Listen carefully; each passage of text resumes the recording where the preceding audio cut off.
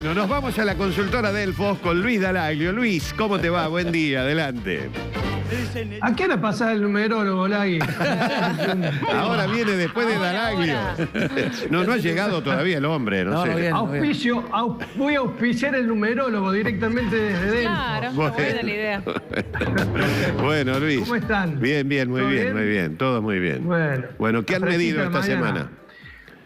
Vos sabés que te quería compartir con esto que el fin de semana se presentaron las listas ya para competir, la lista de precandidatos para competir en las PASOs del 12 de septiembre. Ya todos los partidos, las alianzas empiezan a calentar motores después de las discusiones de los cargos y demás. Empiezan a transitar, digamos, las primeras horas de esta pre-campaña que va a tener, digamos, su momento más importante en noviembre, cuando se elijan efectivamente las bancas que nos van a representar a los cordobeses en el Congreso de la Nación, tanto en la Cámara de Senadores como la de Diputados. Claro. Y queremos hacer un ejercicio de acá desde la consultora, porque estas elecciones de medio término, Lagui, siempre son elecciones nacionalizadas, elecciones en donde en muchos casos se las toma como una suerte de veredicto del gobierno nacional de turno. Una particularidad en las últimas que se realizaron en el 2017 y que Córdoba eligió solamente diputados nacionales, fue la primera vez que la economía no tuvo tanta importancia como si la política. Sí, habitualmente tienen una fuerte influencia el contexto económico en el estado de ánimo de los cordobeses y de los argentinos para definir el voto. Pero en aquella elección fue la primera vez que la economía no pesó tanto y sí la política. Y como recordarás, en aquel entonces gobernaba Mauricio Macri y tuvo un resultado positivo a favor, particularmente aquí en la provincia de Córdoba, que en las elecciones de agosto, recordad que este año se han postergado un poquito por la pandemia, en vez de hacerse en agosto se van a hacer en septiembre las PASOs y en vez de octubre las generales se van a hacer en noviembre. En aquel entonces el partido de Mauricio Macri, la coalición de Mauricio Macri, obtuvo en aquellas PASOs el 44,5% y el Frente de Todos el 9,9%, que más o menos es lo que viene recogiendo en estas elecciones de medio término el partido de Cristina Fernández de Kirchner. Pero, ¿qué queremos compartir con ustedes? ¿Cómo llegó Macri a aquella elección y cómo está llegando Alberto Fernández a esta elección? ¿Sí? Para ver si la política va a tener o no algún tipo de influencia, después cuando veamos los resultados, o si va a ser la economía finalmente como siempre ocurrió. Y fíjate, vas a ver ahí ya en la placa que está en consideración de los televidentes, que obviamente desde febrero, desde que comenzó el año, Alberto Fernández tiene una alta imagen negativa, ¿no? 6 de cada 10 cordobeses opinan de manera negativa del gobierno de Alberto Fernández.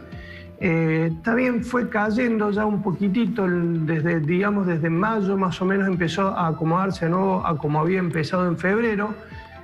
Son números muy chiquitos, digamos, que pueden estar incluso dentro del margen de error de la muestra, pero se puede ver una pequeña tendencia de que va de alguna manera o estabilizándose en ese nivel de imagen negativa. Y la imagen positiva sí tiene un pequeño crecimiento ahí desde mayo, que marcó el 21%, después el 23%, repitió el 23% a principios de julio y ahora a fin de julio el 26%. Un movimiento en línea positiva, pero digamos todavía muy lejos de tener una buena consideración en la provincia. ¿Qué pasaba con Mauricio Macri? Para la misma época, la misma altura del año, solamente que faltaba un mes menos, digamos, para la elección, por esto que decíamos recién de la postergación de las elecciones, de agosto a septiembre. Y fíjate que Mauricio Macri, si bien llegaba mejor a aquellos comicios, tampoco era, digamos, una opinión muy favorable la que tenían los cordobeses de aquel entonces, de aquel gobierno, ¿no? Sí, hola, ¿se cortó de Luis? Sí, Aldo, acá estamos. Ahí está. Bueno, no sé hasta dónde quedó.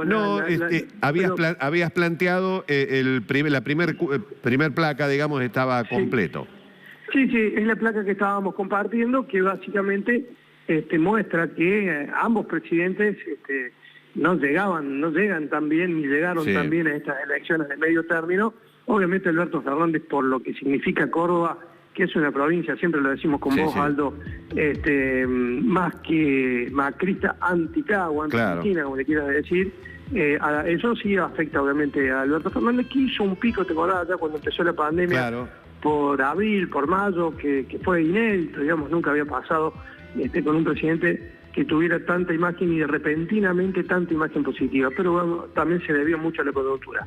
De todas maneras, como te decía, me parece que el proceso electoral que recién empieza va a tener contextos distintos, va a tener situaciones diferentes. La pandemia es un gran argumento, hay que ver cómo avanza el tema de la vacunación, que la vacunación es una expectativa muy grande, y lo veíamos con vos la semana pasada, Aldo, los efectos, las emociones que generó entre los cordobeses, tanto de tranquilidad, de emoción y demás. En aquel entonces, hace 2 años, se vio beneficiado Cambiemos con un porcentaje cercano al 45%, y el kirchnerismo nunca logró pasar el 10%, excepto aquella elección que encabezó la ex rectora de la Universidad Nacional de Córdoba, Carolina Escoto, que llegó el 15%. Exactamente. Sí. Pero bueno, hay que ver ahora qué pasa con el kirchnerismo, que vuelve a estar en el poder, a ver si se arrima a esa cifra que consiguió Escoto en el 2013, y qué pasa con Cambiemos, que empezó con una discusión inédita, ¿no? Porque uno pensaba que podía haber 2 listas, pero 4 listas. Efectivamente eso le puede llegar a complicar el arranque a Cambiemos. Bueno, Luisito, muchas gracias, fuerte abrazo. Te dejo un abrazo grande y un abrazo a todos ahí en el piso. Hasta luego.